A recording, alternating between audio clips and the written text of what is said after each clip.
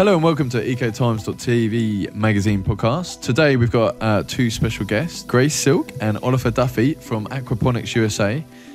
They have another site, so we're going to tell you all about that.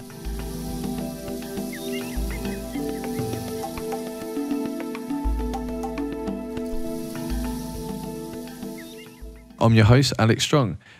Grace and Oliver, are you there? Yes, Alex. This is Oliver. Hi, and this is Grace, and we're so happy to be here. Beautiful, beautiful.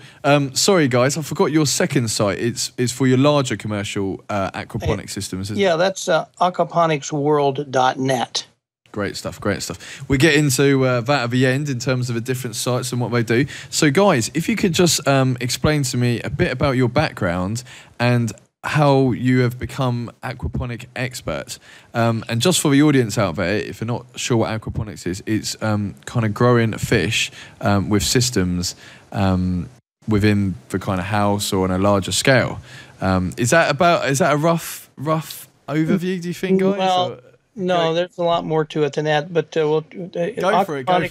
Aquaponics is the growing of vegetables by using the water that's from a fish tank. And the fish do their thing in the water, and then the water runs through a bioconverter, which converts the fish waste into plant nutrients in real time. And then that's fed to the grow beds, or there can be a combination bioconverter grow bed. And then the plants absorb those nutrients, and they grow extremely well. They love this life force energy that's in this, because the fish food is high quality. The fish effluents is living organisms. The bacteria that does the conversions of living organism, and then the output of their waste is plant nutrients, and that has a life force energy that causes the plants in an aquaponic system to outgrow anything else that you've seen. Can be done, and they grow basically in water. And that's basically, and then that water is cleaned by all that process and then returned to the fish tank. So it's a circulating aquaculture system that grows both fish and vegetables. That's amazing. So guys, how did you guys get into aquaponics? The first question that you asked us was to say a little bit about our background. And so what I wanted to explain is something kind of interesting. Neither one of us had ever planted a garden in our lives when we discovered aquaponics. And we discovered aquaponics in late 2008 when the big economic crash kind of rattled throughout the world. And I realized that we needed to become much more food independent. At that moment, it was like we both woke up. I discovered aquaponics first based on that awakening day when I just went on the internet and I started looking at hydroponics. Now, most people know about hydroponics. Hydroponics has been around for a long, long time. So we are in the desert, and so I knew if we were going to grow food, we had to do it in a really creative way, because we have sand here, we don't have soil, so it wasn't going to work to just plant, seeds in the sand. So I went on the internet and I was looking for hydroponics, and what I found was aquaponics. And that night, I told Oliver that he's got to see this, because you're growing fish, you're growing your protein and your vegetables in the same system. And it was like, oh my gosh, this is the only way to grow food. So Oliver went on the internet and looked at the website that I had found that was an Australian website, because aquaponics was pretty advanced in Australia due to the drought that they were having for many years prior to 2008. Right. And when Oliver found aquaponics, his NASA engineer brain started clicking, and he knew he could design a system. Now, at first, he thought he could just go, on the internet and find a system that we could use, and we could build a greenhouse. We could put the system in, but he could not find a system that he felt was adequate for our purposes. All right. And so he decided, hey, I can just design my own system. We'll put it in our greenhouse. And we went forward with that plan. We built the greenhouse. He designed the system. As we're putting it in the greenhouse, we both look at each other and go, well, wait a minute, this could be a business. Yeah. And so Aquaponics USA was born. That's first system that Oliver designed was a small backyard system. And I'm going to let him tell you a little bit more about that. Well, you wanted to know a little bit about us. So before we go any further, Grace, why don't you tell them a little bit about your background? Okay. My background is quite varied. I was a high school English teacher for a few years. I've worked in brainwave neurofeedback. I'm presently, still working sometimes as a brainwave neurofeedback trainer. Wow. I'm a real Renaissance woman, so I do a lot of different things. That's awesome. And I was an artist for a long time, running my own company as a jewelry designer, clothing designer, and a photographer. So I've done a lot of things. That's how I perfectly fit into being the marketing director for both of our companies. Because of my my photography and writing skills. And then Oliver is our system designer, and together we have created these two companies, and we're the perfect complement to one another. Yeah, and my background is aerospace engineer for many, many, many years.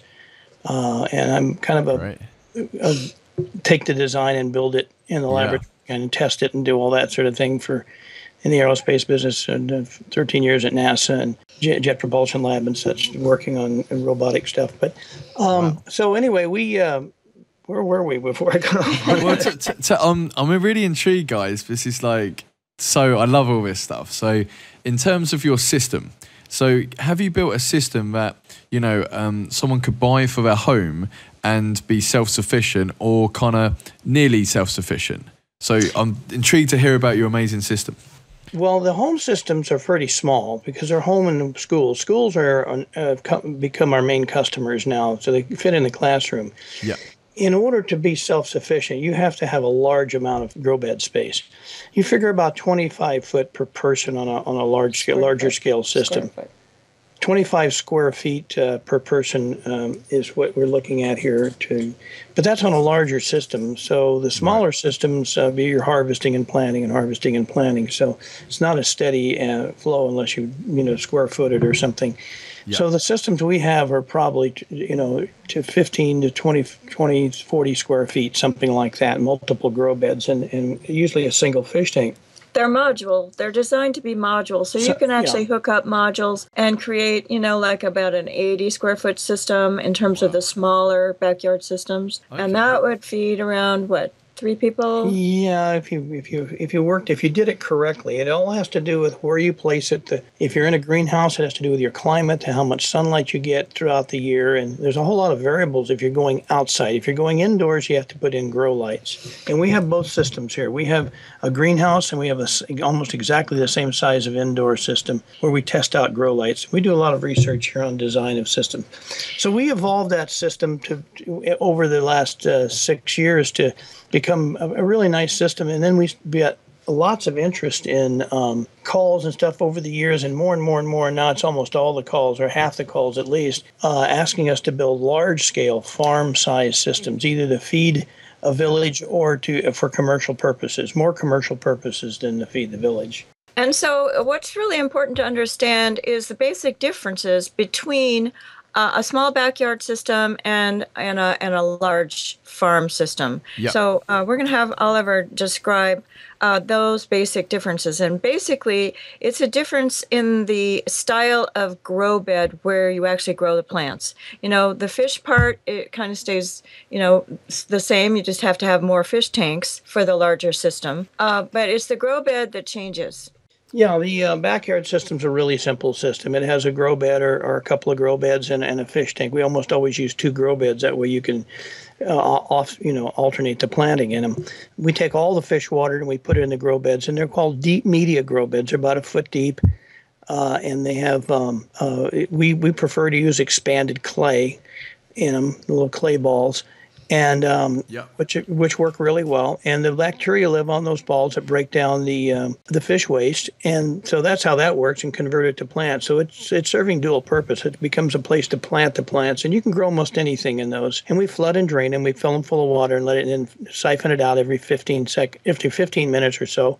Right. And that's all automatic. There's no mechanical stuff involved in that. That's just a bell called the bell siphon. Okay. So that's what bell or loop siphon. That's what we use for the backyard system. Really simple. Not as efficient overall as the farm systems, and the farm systems are completely different.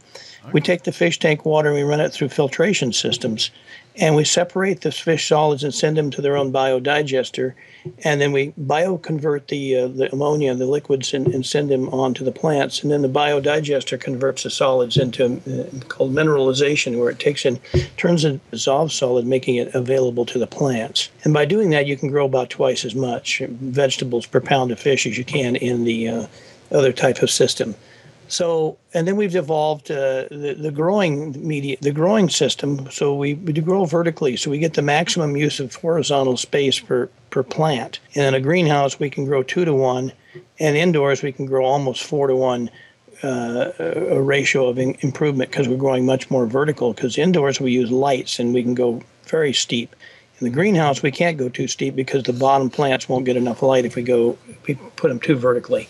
Okay. So we've evolved that, and we've tested all that out, and we now know pretty much where that is. We've tested grow lights inside. We've tested everything from original LEDs to fluorescence to induction lights to halides to back to custom built LEDs is what we're testing now, and they seem to be working real well. And it's important to get.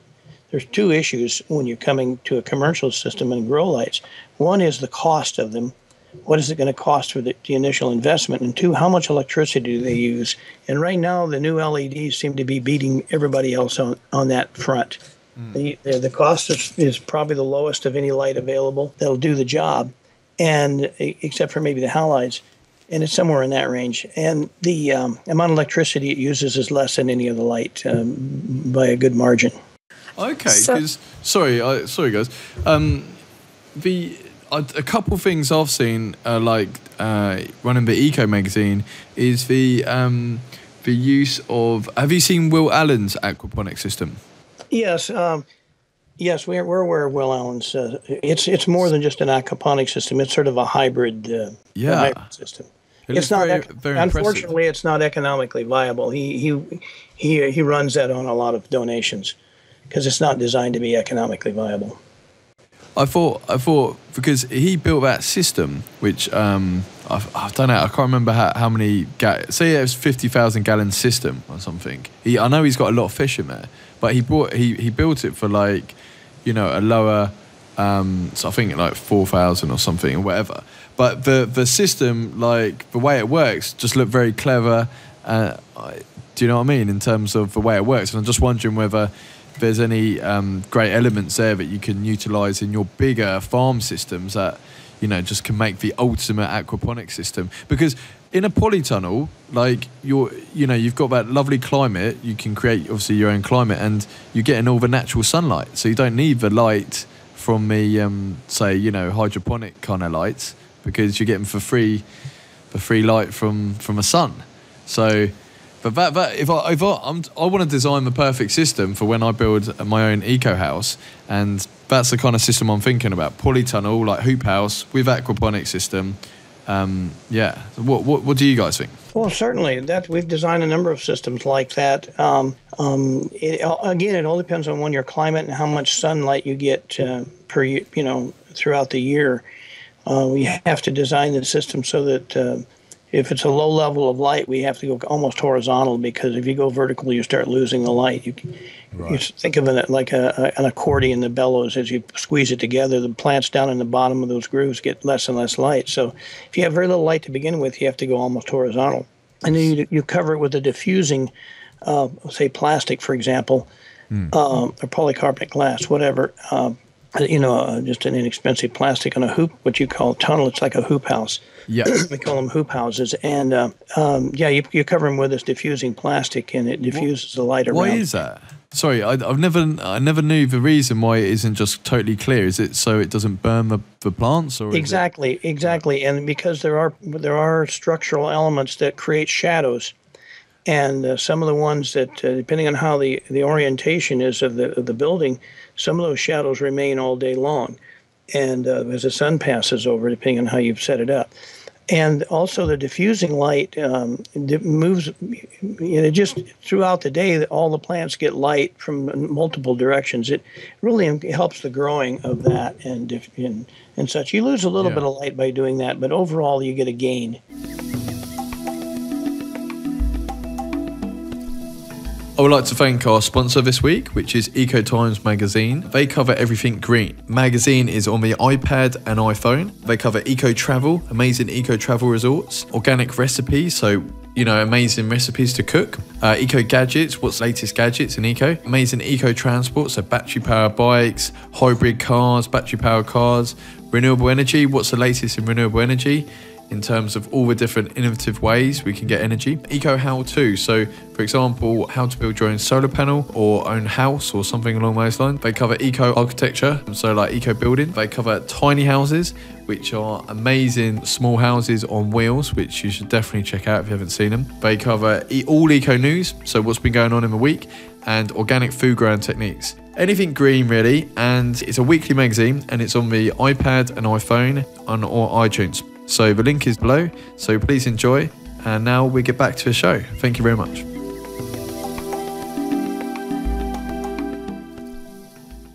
Okay, so for the listeners out there, guys, what say they've got 4 people in their family and they wanted to have an aquaponics system to sustain them, what do they need to be aware of, and what do they need, and how big? And is it automated? Can you automate the whole process, or do you have to keep a little bit of maintenance? Or there's a saying in farming, the best fertilizer is the farmer's shadow, and that's true regardless of how you're feeding the plants. But maintenance is very low if it's designed properly. There's not much automation that needs to be done unless you're doing an advanced filtration system on a farm type, and then we have to automate that process somewhat, which adds cost. So that's why when you transition from a simple backyard system to the farm system, there's a minimum size of farm system before it becomes economically viable. In other words, you have to add a lot of components. In a small system, that becomes, the cost becomes somewhat prohibitive based upon what you're going to get out of it. But as you get larger and you get economies of scale, those automation things are still a fixed cost, and so as the system gets larger, then you can do other things. Now, to feed a family, you would want to be running it at least some media-filled grow beds, because in media-filled grow beds you can grow flowering plants like tomatoes and peppers and cucumbers and all those sort of things. In a water-based system, which we use on our commercial, quote commercial meaning for money system, we basically are growing leafy greens like lettuces and that sort of basil and that sort of thing, because they're a very fast turnaround. They don't use a lot of nutrients, so you can grow a lot of plants for a few fish. And they sell, there's enough margin there that just due to the sheer numbers of them that you can make pretty good money on it. Okay, awesome. But to feed a family, you do need some media grow beds. So a mixture would be good. Okay. You don't want to grow your lettuces in the media. You can, of course, and we have done a lot of it. It's just when you're harvesting lettuce, you're pulling it out by the roots, and then you have to clean all the clay balls off the roots, and that's very time consuming. If that's all you have to do, that's fine. It's not a big deal. But in the water-based system, you just pull it out and you're ready to go. Rinse it off, and there you go. So in terms of the other vegetables and stuff to grow, you couldn't use a water-based system just because of the roots or because of the way it grows? Well, ideally, the roots in the larger plants are large.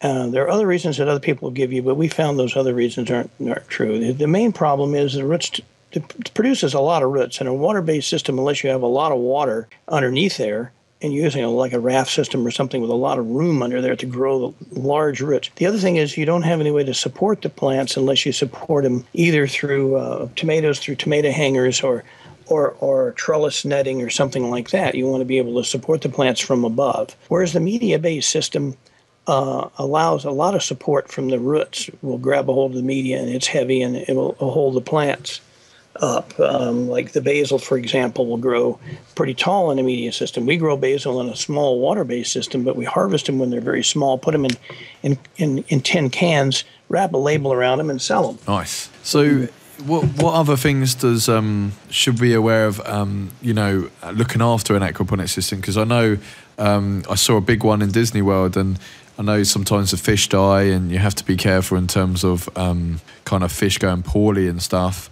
To kind of keep a healthy system. What things are the typical things that you need to be aware of before you kind of get a system going? Well, the process of converting the fish waste into plant nutrients produces some acid. It releases the hydrogen from the ammonia, which combines with the carbon dioxide, producing carbonic acid, which the plants uptake. But sometimes things don't always stay in balance, so the pH of the water starts climbing and lowering, and starts becoming acidic, and then that system stops working. So you have to be able to keep that in balance. Constantly making, at least on a weekly basis, water chemistry measurements, pH measurements, and such, just as to keep track of where your system is. And with the understanding of what that means and what to do to correct for that is kind of important. And adding some other nutrients like chelated iron, it's really helpful. It makes the lettuce dark green instead of white. It makes the wow. We sold some romaine lettuce to a local restaurant, and the guy came by and picked it up, and he came back and he's picked up some more, and he says, we don't have it very often because we're a research and development here. We're not actually, you're seeing on a regular basis. But when we have a bunch, we say, hey, he says, the difference between the romaine lettuce we get from you and we get in the box from the distributor is that yours is green and theirs is white. He says, yours is dark green and crispy and tasty, and theirs is white and floppy and has almost no taste. And I said, well, that's because we put the right nutrients in it, called aquaponics. Yeah. Am I right in the understanding it's a nitrogen that comes out of a fish pee and? Well, basically what you have is, to make this real quick, the ammonia, which is it's secreted from the fish gills and such, is their way of eliminating, and that ammonia is made up of nitrogen and hydrogen, NH3. 3 parts hydrogen, 1 part nitrogen. Right. And that ammonia is toxic to the fish, so you have to get rid of it. And the best way to do it is to convert it into nitrate, which is NO3. And so the bacteria strip off the hydrogen and add oxygen. And by doing so, they create nitrate. Now, the nitrogen's now bound up with oxygen, and it's not toxic to the fish. You can go about 100 times as much nitrogen when it's tied up with oxygen.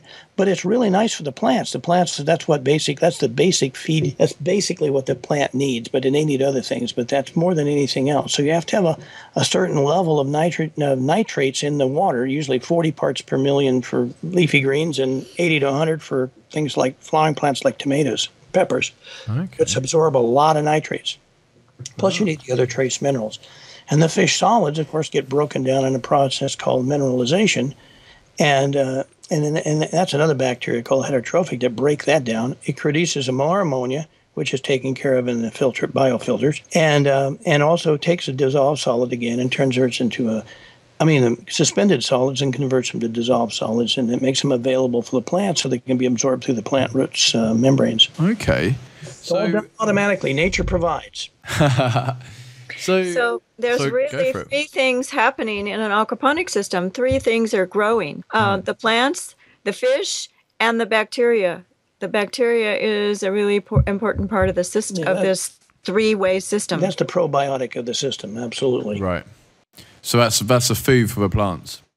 Well, the bacteria is in service to the plants. Just like the fish are. It converts the fish waste into plant nutrients. Okay. Well, I wanted to make sure that anyone who would like to explore more about aquaponics after they hear this or see this interview Our website at Aquaponics USA has a ton of information about aquaponics.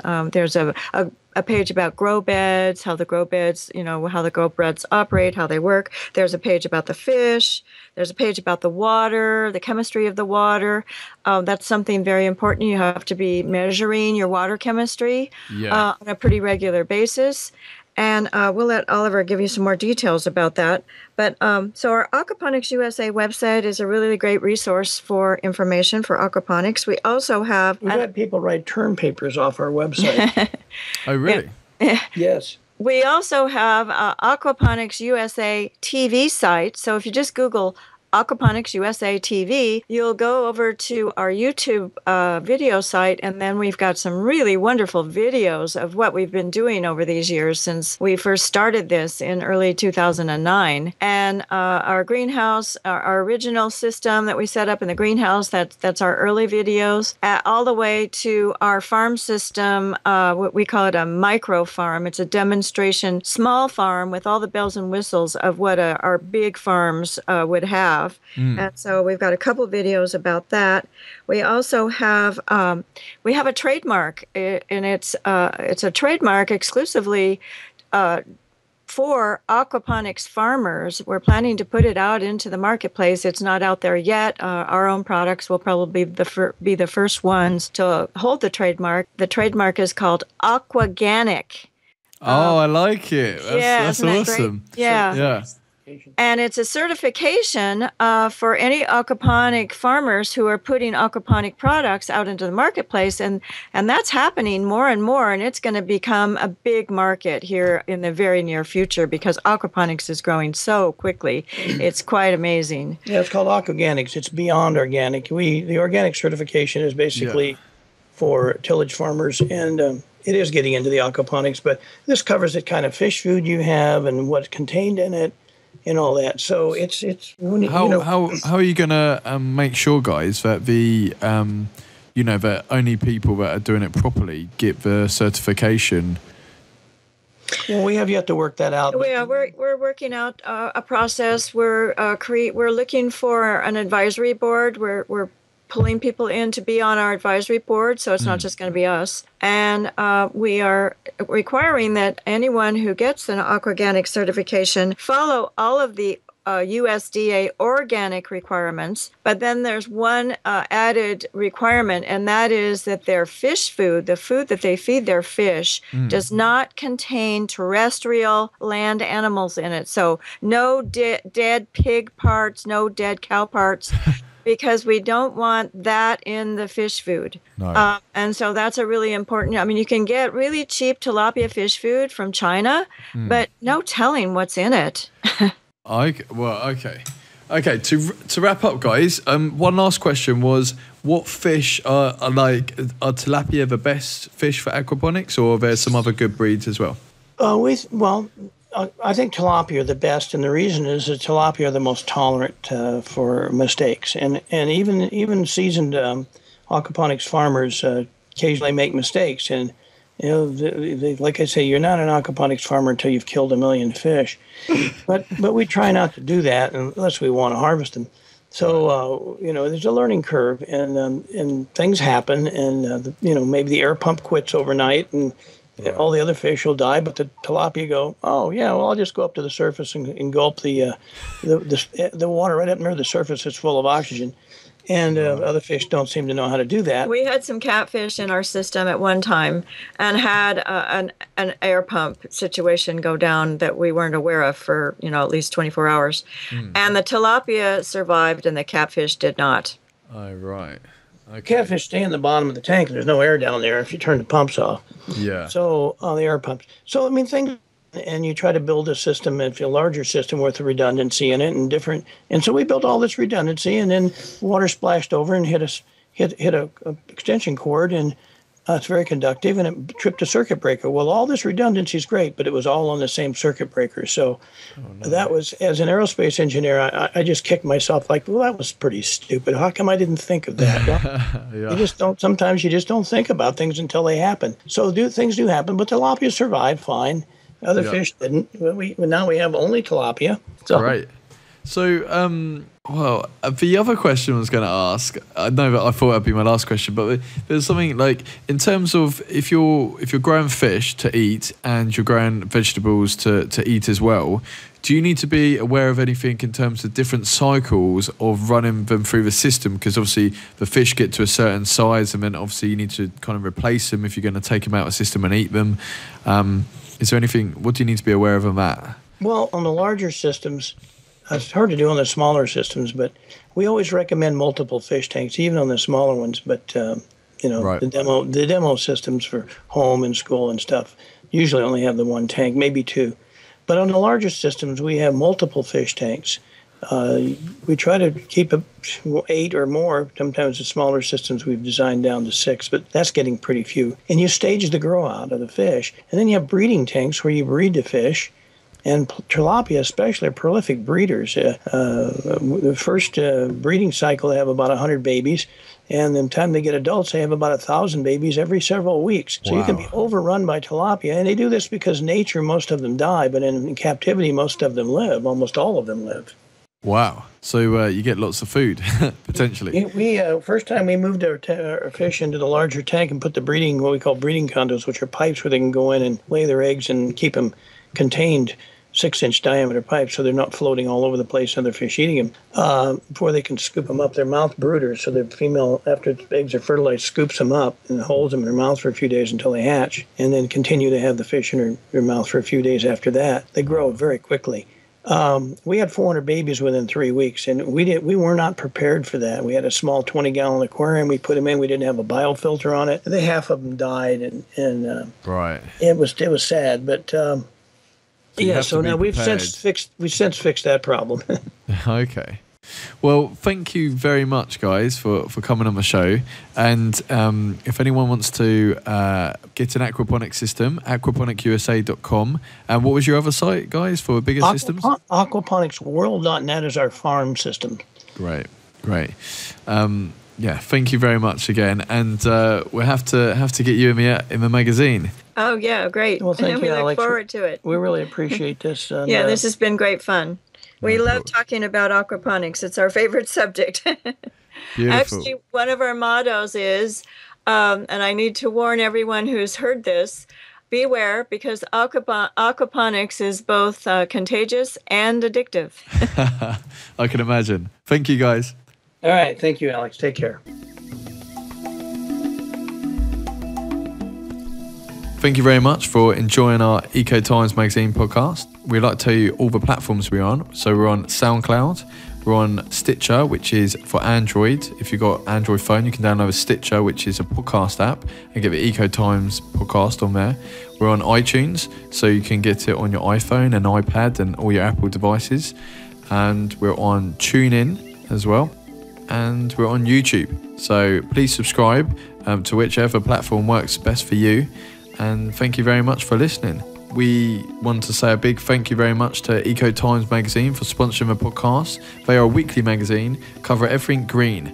So if you're interested in growing your own food, renewable energy, amazing eco resorts, eco gadgets, basically anything green, how to build your own home, tiny houses, eco transport, organic food, anything green really. Big thank you to them. And please check them out. The links be below, and it's on the Apple newsstand, so you'll be able to get it on your iPad and iPhone. Thank you and have a great day.